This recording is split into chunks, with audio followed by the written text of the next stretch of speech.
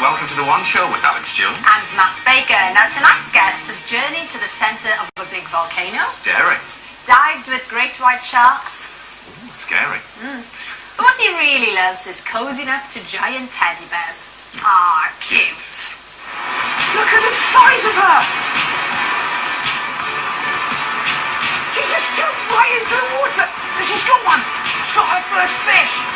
Look at that! Yes, it's Steve Backshall.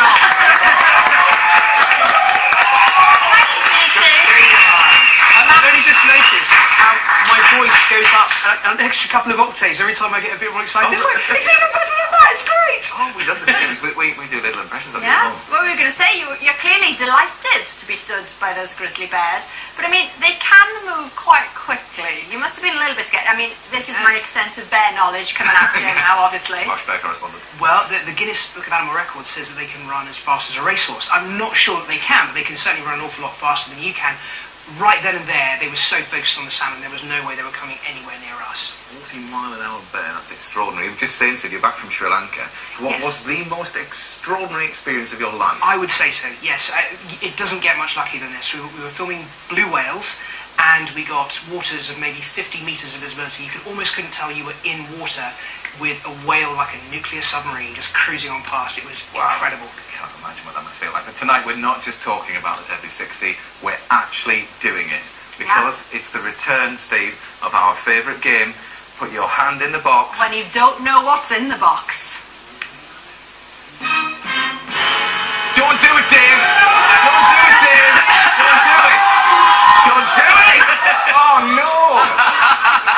Is he alright? Is he alright? Anyway, all that's to come, but first, as any parent knows, taking your child to buy their first pair of proper shoes is a very big step. Yeah, but for one mum and daughter we'll be meeting in a moment, it was an experience they nearly never got to share. Actually, in Ava's case, it was really very late, and it's a late sign very often of meningitis. Now, getting in early, getting help can save lives, and that's why it's so important to spot the early symptoms. Little kids don't often even have the really severe headache. Other kids, older kids, may have neck stiffness, they won't like the light. But younger kids, they'll often have hot all over, burning up all over, but really cold hands and feet. Or they may have really nasty pains in their legs, or the skin may be sort of blotchy and blue. And it's important not for parents to be too paranoid, because you'd think with a headache or, even stiff neck or something like that, you'd think, is this just a normal fever? Or? Do you know, almost never a day goes by in my surgery where I don't get some child to kiss their knee. Because if you can kiss your knee like this, right. What you're doing is you're putting the whole of your spinal cord, you're stretching it. And with meningitis, there you are, you haven't got meningitis. I just had to try it. Yes, that's your own knee, not his. Yeah. Okay, well, vital tips there for any parent out there. You may have heard, Ava is in the studio with Mum Gemma, so would you like to come in? Come on over. And Gemma's brought Ava's...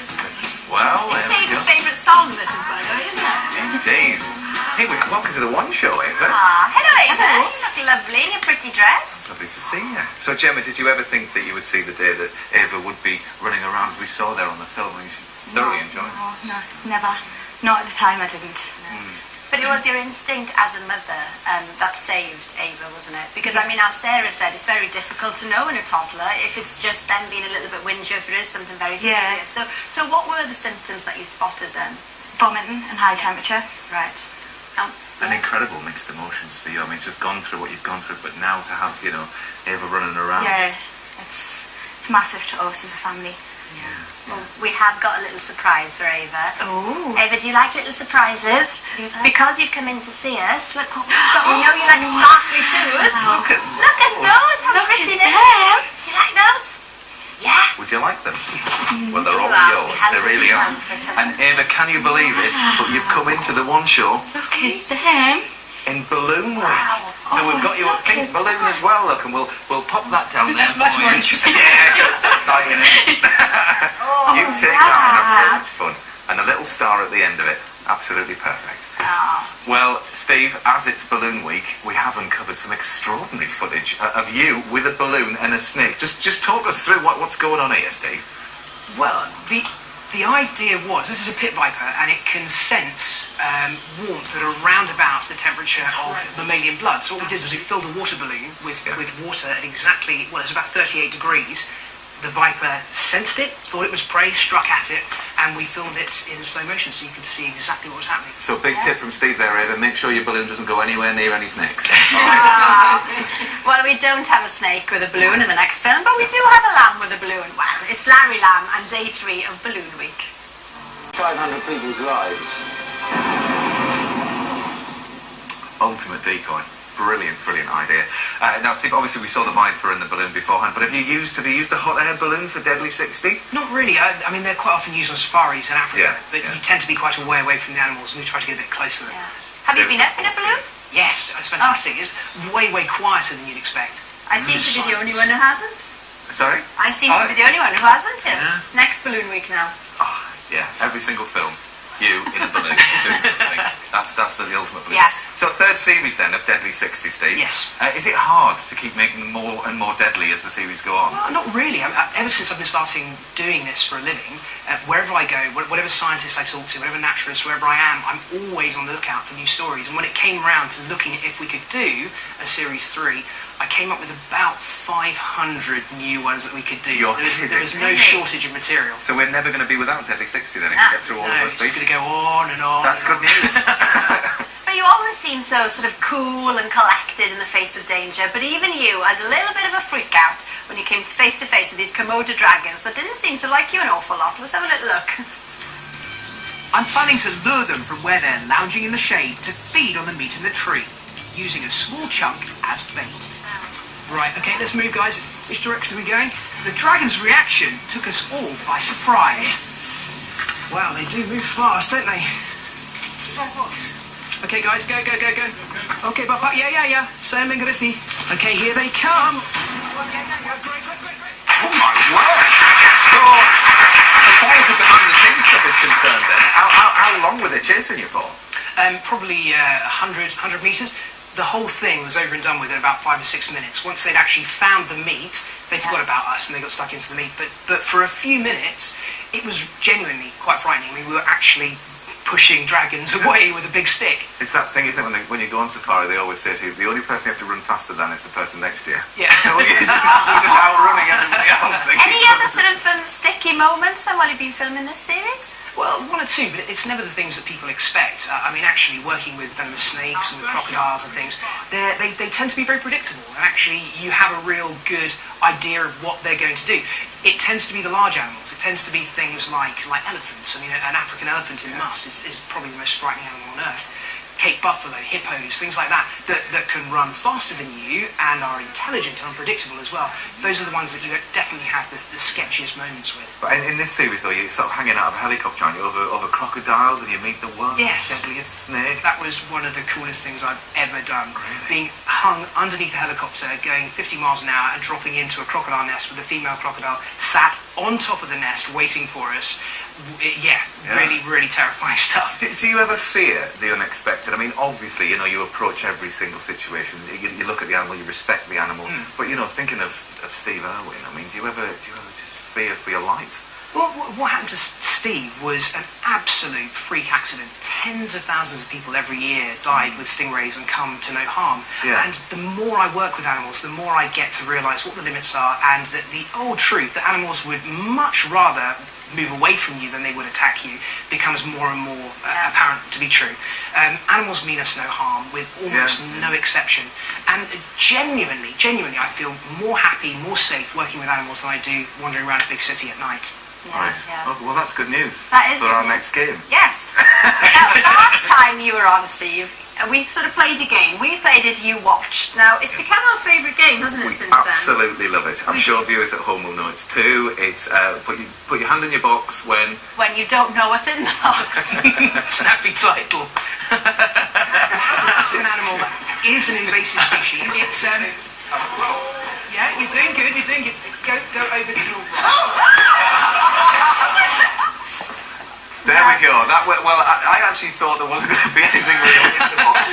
why I was so freaked And out. I was freaked out with you putting your hand in the box. But anyway. Right, so Steve, we're going to turn the game on you now. It's your turn. And because it's you, and because you have no fear when it comes to animals, we've upped the ante a little bit. Right. Okay. Yeah.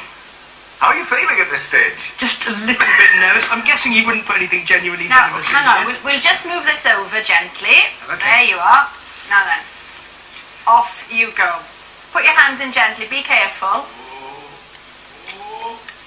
Okay, it's furry. It's warm. Yes. It's a mammal. Now, you might know this creature. You might have worked with this creature I'll before. give you a clue. Really? You met this creature in Northern Ireland. Okay.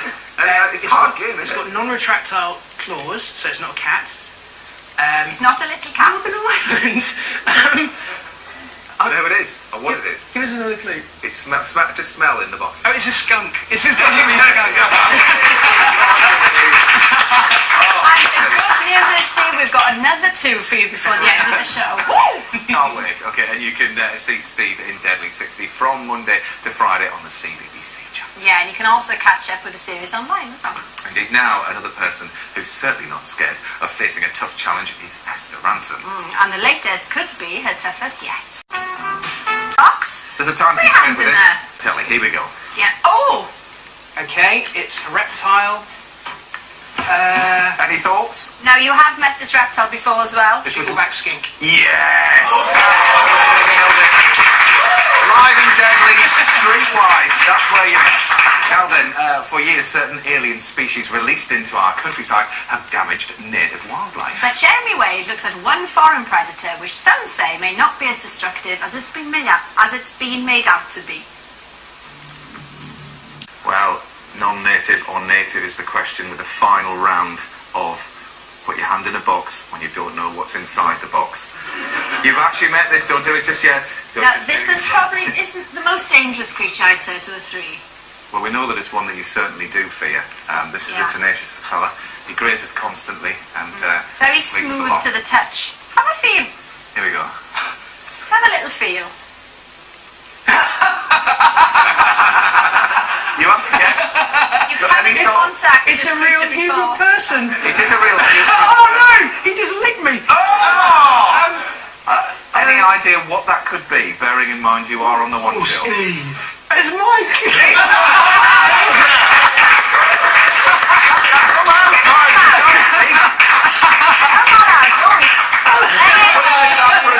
Anyway, Steve, thank you very much indeed. Yes, you can catch Deadly 60 each weekday on the CBBC channel. Tomorrow we're going to raise a glass to Rory McGrath, who managed to turn a whole archaeology series into a big pub crawl. Cheers to that. See See you then. tomorrow. Cheers, Steve.